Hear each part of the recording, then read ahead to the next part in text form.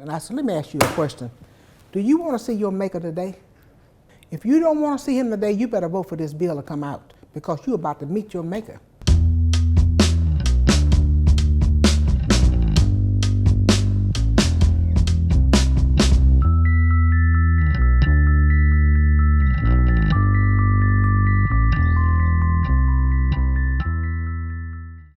A record number of women are running for office this year. The midterm election is being referred to as the year of the woman. There's a pink wave coming. Forget the blue wave. More than 160 women across the state of Texas are competing in local, state, and federal primaries. There was a wave of women running in the 2018 elections. I think, in response to the Me Too movement, also in response to Donald Trump. We saw just a whole bunch of new faces, particularly female faces, running for office. Trump's presidency and sort of the groundswell of support around him was really inspiring for a lot of women who felt like he was a president who didn't have their best interests or the interests of their gender at heart. This is what democracy looks like. There are nearly as many women in the legislature this year as there have ever been before, and Democratic women in particular made historic gains. I do think still it is an incredibly challenging environment for women, particularly women with small kids. If you look at the hours they spend in the Capitol, these committee hearings that, start at 10 a.m. and run all the way until, 5 a.m. the next day, this is an extraordinary load. When you're looking at that kind of pressure and those kinds of hours, it's really not a hospitable environment. When I first started, there were hardly any women of child-rearing age in the legislature. It was pretty uncommon to see, children at all in the Capitol. So it was particularly moving for me as a relatively new mom, seeing that we had a legislator who was being so open about having a small baby in the Capitol. I mean, I have to say, I got goosebumps watching this footage. It was just a big sign for me of how far we've come. Congratulations. Hey y'all, Representative Aaron Wiener here. Today is a very exciting day for me because we are filing our first bill. Good morning. I saw results that startled me and made me concerned for the future of my country. And I felt called to make sure that the voters of my district had a choice and had a voice. I'm honored to be here now representing them. Extra tight back here today. Out of the 12 seats flipped in the Texas House this last cycle, 8 were flipped by women and 3 were flipped by women of color. That a lot of times laws are written just without taking women or people of color or LGBTQ folks into account. If you're not at the table, you are on the menu. We need to have folks of all walks of life in this building in order to effectively govern for all Texans. One of the things that's different about the women who are here now is we are younger. I'm the youngest, I'm 33, but there are several of us that are in their 30s. In a body that runs on seniority, longevity is important. It's different to have women arriving in their 30s and having more time to build their careers. We care about multiple different issues. I mean, women have varied expertise. I've heard the line that we really need women's voices on education and healthcare and this, and I'm like, you really need women's voices everywhere. LARC is my secret weapon. I am sure there are folks in this building who would rather she not be present, but that's not the feedback I get personally, and a lot of folks are excited to see her, are excited to spend time with her. She's honestly provided me a door to get to know many members who can't help but be charmed by this little one. We're taking it one day at a time. I had a lot of questions early on about exactly how our childcare arrangements would work. And so I won't say it's easy. I'm probably on 4 hours of sleep right now because we are pushing up against one of our big deadlines. But it's worth it. And having my daughter with me reminds me of exactly what I'm here working for. Yay!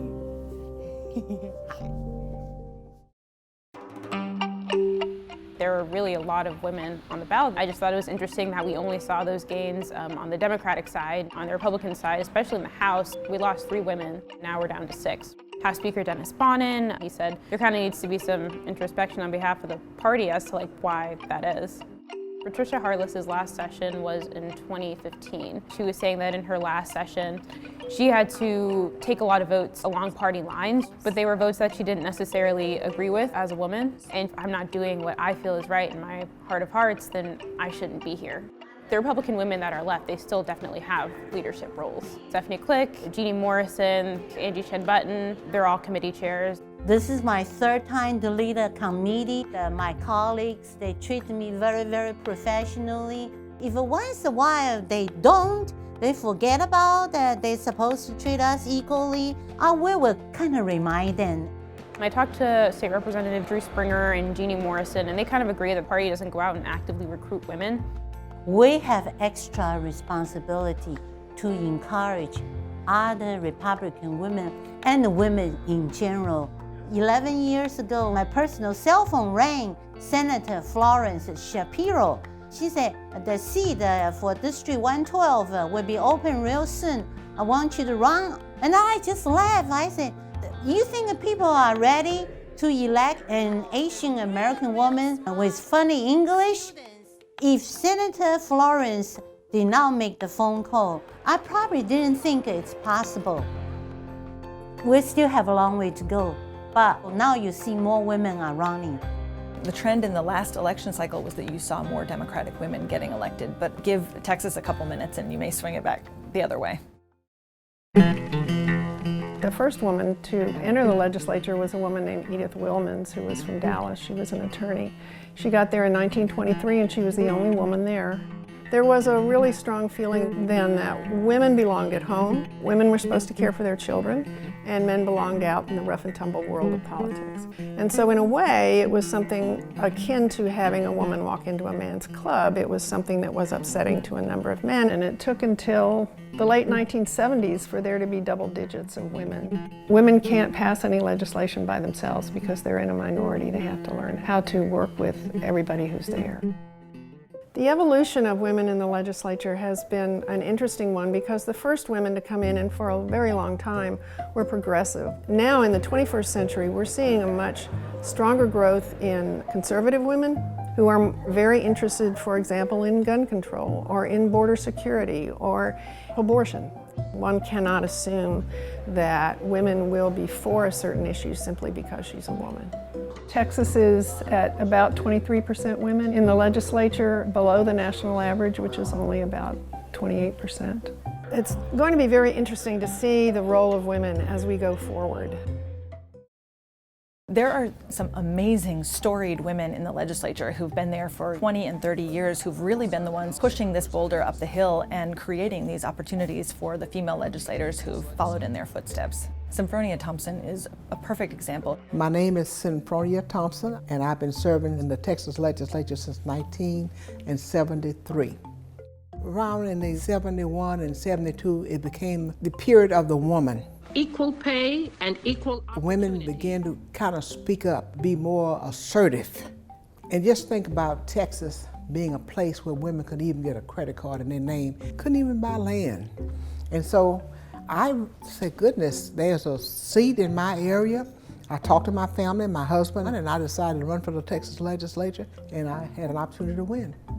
When I first came, I think there was either 6 or 8 of us. While I was at lunch, one of my colleagues from Cleburne, Texas, called me his black mistress. To him, it was funny. I was so angry. When I came back from lunch, I asked to do a personal privilege speech, and I had to alert these persons that I had gotten elected just like them, and I demanded respect, just like I was going to respect them. After that first experience, I really have not had that much problems anymore. The hardest legislations that I have ever passed are legislation that benefit women. When Viagra came out, the insurance company covered Viagra without even having any legislation. It just included coverage. But when I wanted to make sure that women had an HPV test, I had to go and fight a senator in the Senate because he didn't know whether or not that he was going to allow the bill out of his committee. And I was standing there trying to give him the logical reason of Senator this is this and that. He just kept acting. And I said, let me ask you a question. Do you want to see your maker today? If you don't want to see him today, you better vote for this bill to come out because you're about to meet your maker.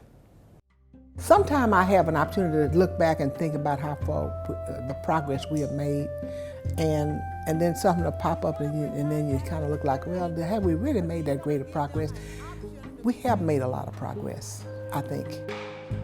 I'll leave the session with something left undone that I would like to go back to the following session and complete, and that is what kept me here. If I felt that I wasn't making a contribution, I wouldn't come back. This is the best soap opera going. and I have a front row seat in it. And so I get a chance to see it live right here.